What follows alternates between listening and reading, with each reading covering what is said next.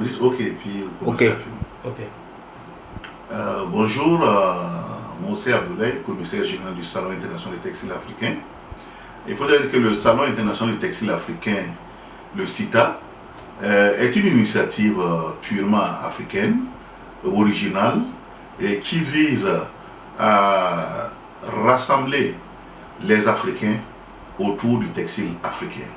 Rassembler, c'est-à-dire, vous savez, aujourd'hui, le textile aujourd'hui est une source d'économie pour plusieurs pays.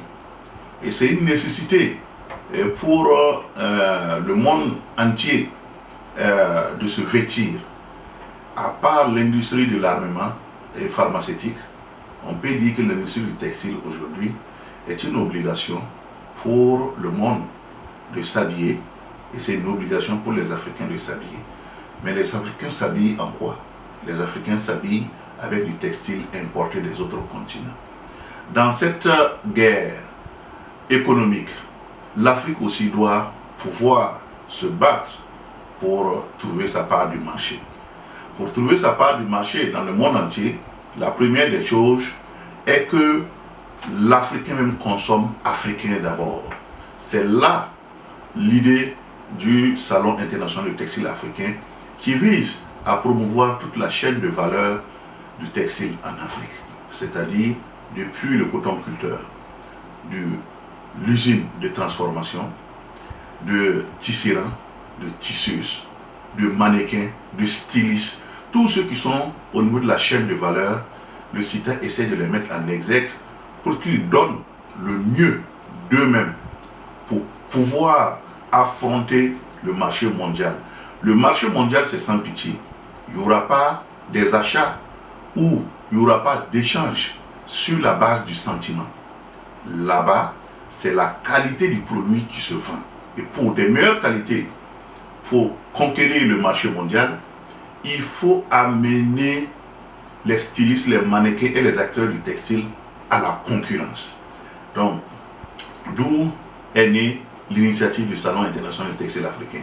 La dernière édition était à Conakry, qui a réuni 42 pays africains, et ce qui était vraiment très génial. Et cette année, nous avons la 10e édition qui doit normalement se tenir au Gabon. Et le Salon du textile a vu jour depuis 2009, malgré certaines situations en Afrique que nous connaissons, nous sommes obligés de reporter, sinon que c'est depuis 2009 le salon existe. Et il est à sa 10e édition. Donc nous pouvons dire que nous sommes aussi disposés et disponibles pour que nous puissions consommer du textile américain, que les Américains consomment le textile africain.